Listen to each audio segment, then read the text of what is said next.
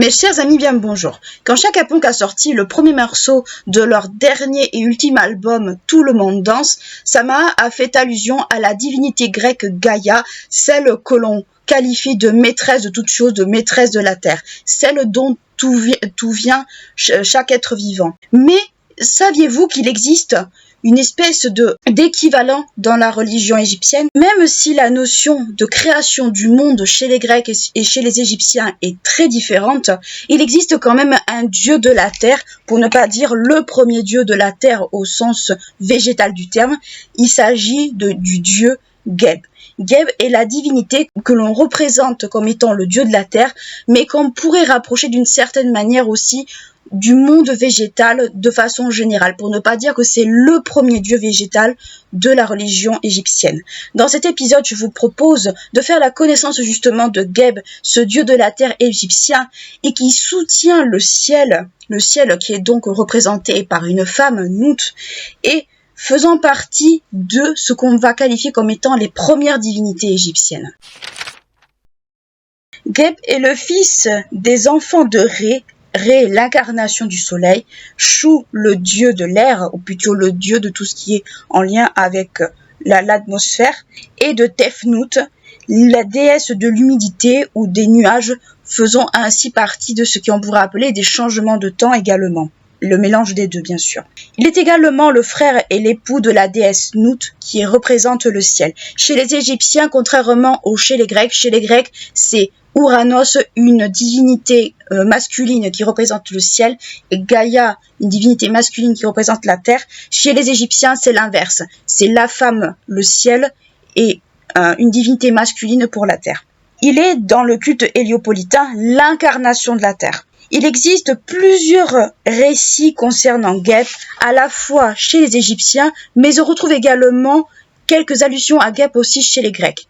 En effet, si on se réfère à la vision des origines du monde chez les Égyptiens selon Plutarque, donc Plutarque auteur grec, Geb et Nout étaient à la base enlacés dans les bras l'un de l'autre. Donc ils sont amoureux, ils s'aiment, et cela déplaît très fortement à Ré, qui demande à leur père Chou de les séparer. Donc on va dire une espèce d'établissement cosmique. Les montagnes sont alors une espèce de représentation des tentatives infructueuses de Geb pour rejoindre sa bien-aimée, donc une tentative de se reproduire avec sa bien-aimée. Cette version fait partie des récits les plus connus concernant la divinité de la terre égyptienne, mais quoi qu'il en soit, Geb réussit quand même à avoir des enfants de Nout, et ces enfants, nous les connaissons tous sans vraiment le savoir. Il s'agit de Osiris, Isis, Seth et Nephthys, donc des divinités qui vont être vénérées à Héliopolis, mais qui vont être vénérées dans toute l'Égypte, et qui font partie d'une des premières, parce qu'il y en a quand même plusieurs, de générations de dieux. Il y en a qui vont aussi rajouter Horus l'Ancien, mais la plupart du temps, ce sont ces quatre-là qu'on va retenir. Toutefois, il existe d'autres textes, on attribue d'autres fonctions, d'autres attributions à Geb. En effet, dans un autre texte, on attribue à Geb la naissance de Ré. Donc Ré, dans ce cas-là, n'est pas celui qui est à l'origine du soleil. C'est Nout qui est à l'origine du soleil, car elle accouche de l'astre tous les jours. Donc ça veut dire que concrètement, Geb serait une divinité au-dessus de Ré dans ces versions-là. Cela place donc Geb à un rang qui est, on va dire, très supérieur, Geb va être alors qualifié de prince des dieux, et dans ce cas-là, il va occuper une place de juge, et il va rendre des jugements divins.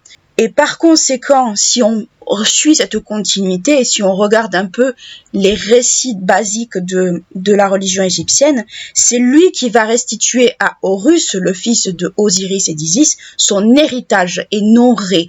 En fait, l'histoire veut que Horus, avec Seth, se dispute l'héritage d'Osiris, parce que Osiris étant mort, Seth voudrait récupérer le pouvoir et donc faire partie des premiers seigneurs d'Égypte à régner, comme Ré et comme tous les autres, sauf que Horus étant descendant direct de Osiris, il prétend en fait à ce titre-là, et à juste titre. Et Ré, dans cette histoire, dans l'histoire originelle, je parle bien, va se poser en tant que juge, en tant que médiateur. Mais dans ce cas-là, dans le cas, on va dire, de Geb, ça va être Geb qui va occuper la place de Ré en tant que juge, en tant que médiateur, c'est lui qui va statuer et non pas Ré. C'est une version en fait qui est très peu connue du mythe justement par rapport au jugement d'Horus, mais c'est pas forcément la version qui est la plus retenue, mais c'est une version qui existe. Dans le cas justement où Geb est censé représenter une espèce de juge, une espèce de force supérieure, il légitime donc la royauté des souverains et cela est consigné dans le Mekès qui est alors un décret divin mais également qualifié de testament de Geb. Donc on voit quand même que dans cette version de Geb qui est prince des divinités, prince des dieux, il occupe en fait la place de Ré dans les versions les plus connues et on voit qu'on cherche à le légitimer d'une certaine façon. Dans une légende qui est beaucoup plus tardive, Geb devient roi en usurpant en fait, donc il devient roi parce que les premières divinités égyptiennes régnaient sur l'Égypte, Horus a régné, Osiris a régné et bien d'autres. Geb usurpe en fait le pouvoir à son père Chou qui est alors vieillissant et donc selon lui et selon Geb plus capable de régner. Par ailleurs, on retrouve Geb dans des textes concernant le monde des morts. Toutefois, Geb n'est pas, malgré cette place du monde des morts, il n'est pas un dieu funéraire, il n'est pas un dieu de base rattaché au monde des morts, mais c'est une divinité qui est quand même liée au destin des morts, dans le sens où d'une certaine façon, il ouvre alors selon l'iconographie, selon, on va dire, ce que nous en dit également les sources, il ouvrait ses mâchoires devant le mort. Donc, il est un petit peu dans une position relativement importante, mais ce n'est pas un dieu funéraire à proprement parler. Rappelez-vous, nous avons vu ça également avec Hathor, qui était était gardienne d'une porte du royaume des morts. Ça ne faisait pas d'elle une divinité funéraire tout autant, mais on peut supposer que certains dieux, avant d'occuper la fonction qui leur est propre, ou du moins de l'occuper à plein temps, avaient d'autres fonctions par rapport justement à cette notion d'au-delà. Au cours de la période tardive, un texte nous fournit un autre récit concernant Geb. Dans ce récit, qui est conservé à Islamaya en Égypte, on nous raconte comment Geb s'est emparé illégitimement de l'Uraïus du soleil. Donc l'Uraïus, il faut savoir, c'est ce cobra que vous voyez autour des disques solaires dans certaines représentations. Et ce fameux cobra, n'ayant pas énormément apprécié de se faire kidnapper par Geb, déchaîne une fureur monstrueuse sur le cortège du dieu, un cortège, on va dire, qui est d'adorateurs de ce dernier, et il blesse par la même occasion Geb. Donc on voit quand même que cette divinité a un caractère assez ambigu. Et pour terminer avec cette histoire, ce cobra, pour se calmer, pour que celui-ci puisse se calmer, va intégrer la coiffe de Ré. Donc si vous voyez un cobra qui dépasse du disque solaire, c'est l'Uraïus. C'est ce cobra lié au soleil, et c'est ce cobra justement qui est une espèce d'entité assez dangereuse. On l'avait déjà vu avec Sekhmet, mais justement c'est un petit peu la même chose. Les représentations de Geb sont assez nombreuses, mais la plus connue est celui d'un homme allongé en majesté et en essayant, on va dire, de toucher le ciel, Nout, symbolisant ainsi la terre. Si vous regardez certaines représentations de Geb et de Nout, vous voyez un homme en bas allongé, les bras carrément en avant, et une femme, on va dire, qui fait comme le pont en fait. Le pont c'est Nout et en bas c'est Geb. Donc en réalité c'est comme ça qu'on les représente la plupart du temps. L'animal qui est alors associé au dieu Geb est l'oie. Donc, l'oie est également une allusion à Geb. Cet animal, par ailleurs, dans les hiéroglyphes, est la façon également d'écrire le nom du dieu, le nom Geb. À la basse époque, on représente Geb coiffé d'une couronne rouge surmontée de la tef, qui est cette espèce de couronne avec deux plumes d'autruche que vous retrouvez également chez Osiris. Et bien justement, Geb également va la porter en plus de la couronne rouge qui lui est attribuée. Dans la religion égyptienne, Geb est associé à la terre, nous venons bien de le voir, et il est associé à la terre dans le sens où il est responsable de tout ce que contient le sol, notamment par exemple des minéraux, et il est également associé à toutes les créatures rampantes. Il est également considéré comme le support du végétal. Son dos est celui qui va supporter le végétal, celui dont va sortir tous les végétaux et fournissant ainsi la nourriture terrestre, donc la nourriture aux animaux, aux hommes, etc. etc. Dans cette vision justement de Dieu végétal, Geb est également associé à son fils Osiris, car nous l'avons déjà vu dans l'épisode consacré à Osiris, ce sont deux divinités liées au monde végétal, Geb étant la personnification de la terre, donc ce qui permet aux végétaux de pousser, de grandir, de s'épanouir, et Osiris va plutôt avoir un rôle plutôt de renouveau, celui qui va contribuer au renouvellement. Rappelez-vous justement cette image de la crue justement du Nil, cette image de renouveau du Nil qui apporte justement tous les nutriments à la terre pour qu'elle puisse se nourrir et faire pousser quelque chose. Héliopolis est alors un centre religieux important, relativement important en Égypte. En égyptien ancien, Héliopolis, qui est alors le nom grec de la ville, se dit Iounnou. Donc si vous voyez Iounnou dans les sources, c'est Héliopolis, la ville d'Héliopolis justement qui est citée. Située au nord-est du Caire, elle est le centre religieux le plus important du culte de Ré, mais surtout de ce qu'on va appeler l'Énéade héliopolitaine, à savoir les descendants de Ré, donc c'est-à-dire Ré lui-même, c'est-à-dire Chou, Tefnut, Nut, Geb, Osiris, Isis, Nephthys et Seth. Oui, Seth en fait également partie, et parfois on peut voir également Horus, mais Horus c'est plutôt dans les souverains ayant régné en Égypte. Mais partez du principe que c'est le principal centre du culte de Ré, mais du culte au sens large, c'est-à-dire qu'on va inclure les descendants de Ré, justement.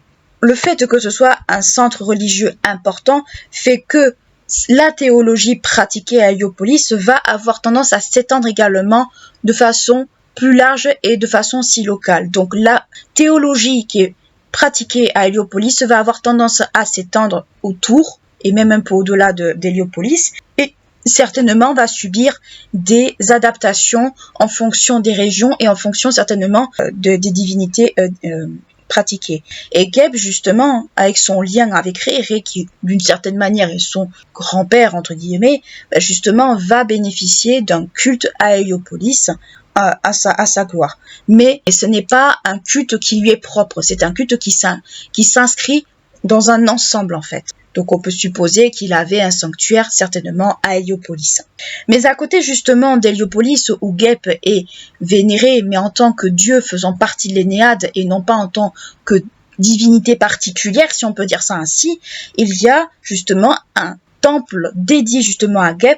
Justement, c'est le temple de Coptos et c'est un temple dédié uniquement à lui, où il bénéficie d'une théologie qui lui est propre, donc une théologie qui est à lui, et de certaines particularités, mais de particularités issues de d'autres cultes, de d'autres divinités, comme par exemple Khonsu ou Sobek.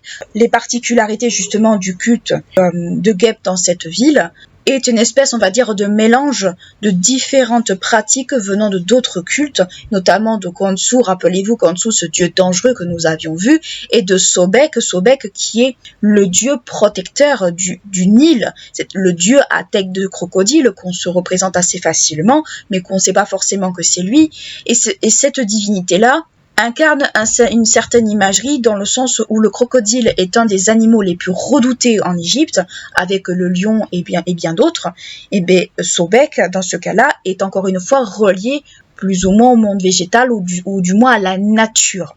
Tout comme d'ailleurs Geb qui est un dieu, le dieu de la terre. Mais Sobek est un petit peu une espèce de dieu végétal, mais plutôt dieu des eaux, dieu de la nature, d'une certaine manière relié à la nature, si vous voulez. Et justement, puisque on est allé chercher des pratiques justement dans ces divinités-là, chez certainement la théologie de ces divinités-là, et probablement aussi qu'on a attribué certaines épithètes à Geb par rapport à ça, ou du moins certaines attributions à Geb par rapport à cela, Geb et Sobek vont se partager l'apparence du crocodile. Donc on voit bien qu'il y a des emprunts dans la pratique du culte de Sobek et de Khonsu que l'on a intégré dans le culte de Geb à ce moment-là. Mais dans d'autres cas, ce n'est pas Geb qui on va dire, qui a, on va dire, une pratique qui lui est propre, c'est plutôt lui qui va s'intégrer dans le culte de d'autres divinités, et notamment Sobek. Donc on voit que Sobek, dieu protecteur du Nil, le dieu qui, on va dire, qui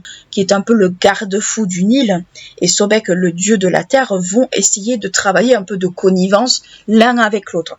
Pour dire les choses très simplement, les dieux végétaux ou les dieux liés à la nature sont assez connectés les uns avec les autres, que ce soit chez les Grecs ou chez les Égyptiens, c'est la même chose. Tous les dieux sont reliés entre eux.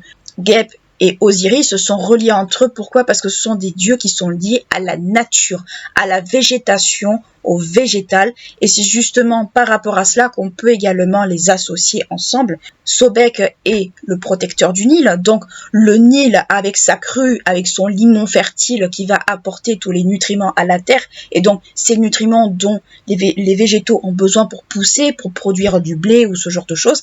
Mais justement, si on regarde bien l'ensemble, on peut se dire que les uns sont complémentaires aux autres, et c'est justement là-dedans qu'on peut dire que Geb peut s'intégrer par rapport à cela.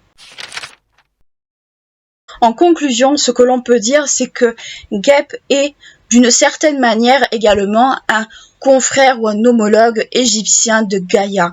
Si l'origine du monde chez les Égyptiens et chez les Grecs est très différent, pour ne pas dire que c'est presque diamétralement opposé, on peut retrouver quelques similitudes par rapport justement entre les Égyptiens et les Grecs par rapport à la terre, par rapport à la conception de la terre.